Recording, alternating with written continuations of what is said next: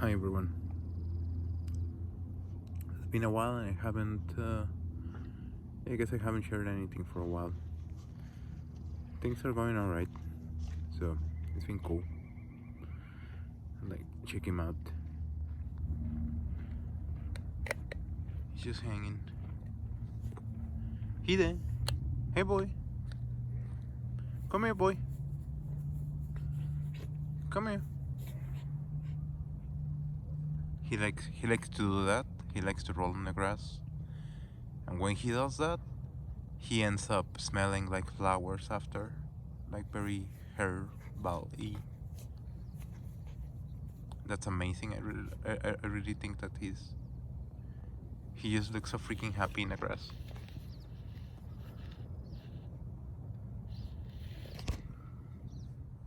Alright, but anyway. So I wanted to talk about something that I've been reflecting on these days, and I'm gonna do that while we go on our daily walkies. Walkies, you like your walkies, boy? And so come here, boy. He likes to stay behind sometimes to sniff or to chew around on the grass. He gets stubborn. Let's go, boy. Come on. Come on.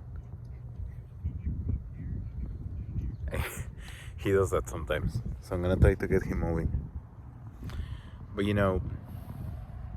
so the Bible says, there's a quote where the sins of the forefathers up to the third and fourth generation will still have impact on the lives of people.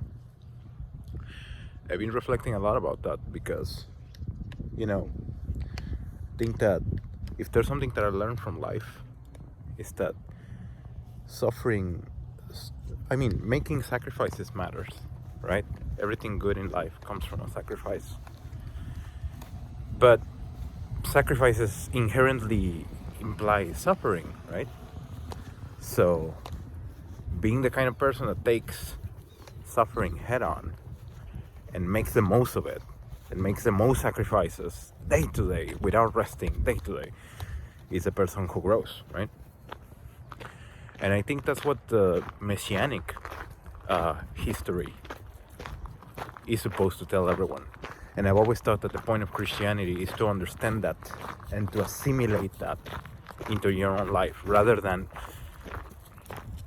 idolatry, rather than thinking of the Messiah as some idol to hang on the wall and idolize, right? So suffering matters, right? So if you're going through hardships, and if you're going through anything rough like that right now, it matters, because it means that you're making the right sacrifices, or hopefully it means that you're making the right sacrifices, and not that it's self-inflicted suffering, right?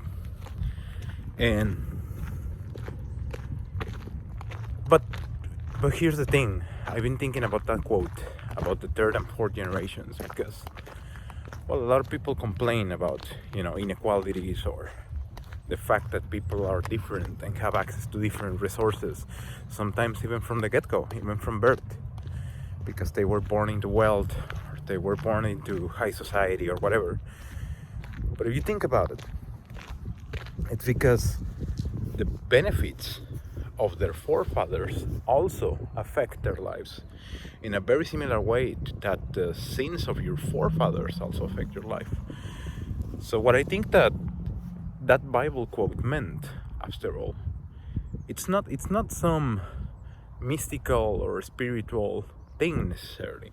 Rather, it means that when you make a sacrifice, you're looking for redemption. You're looking to redeem yourself and to redeem the people that are gonna come after you, your descendants.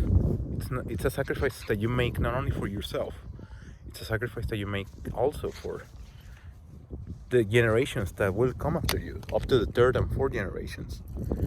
And so we have to be conscious of what we do day to day, because I think that when you're born into poverty, or when you're born into an unadvantageful situation, it usually means that somebody had the chance to make sacrifices in your past. Your forefathers had chances to make sacrifices and they didn't. They decided to shoot them. And of course there's issues of inequality. I will never deny that. But if you just imply that every difference between people is just a matter of inequality, it's just a matter of identities, that's a very low resolution solution to a more complex problem. What in reality it depends on is the actual competence of people, and that's only developed through, it harkens back to that point that I was mentioning at the beginning, that suffering is distributed. So if you take up sacrifices for a month, you're gonna get a really nice payout at the end of the month. That's literally the whole basis that the economy is based on. We have become aware of the future and we can sort of negotiate with the future, right? So, and I think that when your parents, have wealth to inherit, it's because they literally understood that early on in the game, and they did that for a whole bunch of time before you were born.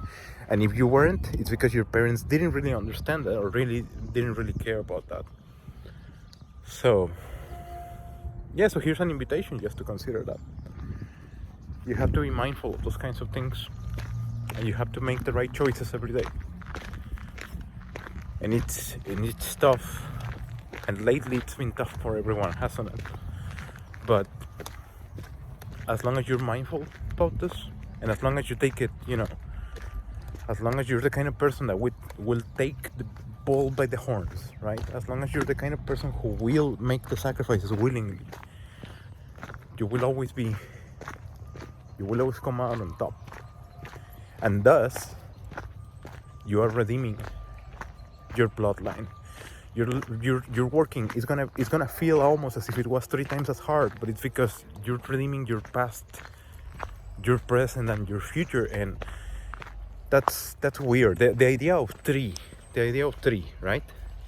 That factor of 3, that's something that I sort of had intuitively grokked, but I didn't. I had never related it to the fact that, that it also relates to the fact that there's 3 tenses, right? And that's why a lot of people don't make those sacrifices, because it's a lot of butter. It's a lot of butter, and a lot of people think that it's for nothing. A lot of people would rather just not be inconvenienced. A lot of people would rather just take it easy, not work, not make the efforts, not make the sacrifices, not look for solutions to things. But if everyone really embraced this kind of principle, I think that all of us will be living in a better society, right? All of us will grow, and we'll grow together, and we will raise all of our communities at the same time. We did that.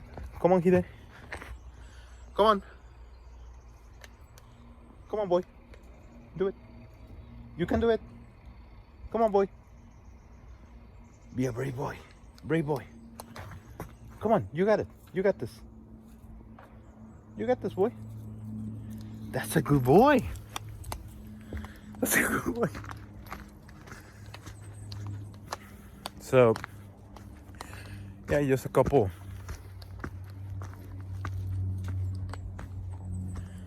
I don't know where I'm exploring right now. Just a couple meditations. I hope that you like my thoughts. And if you have something to add to this, please do share. So, I'll see you soon.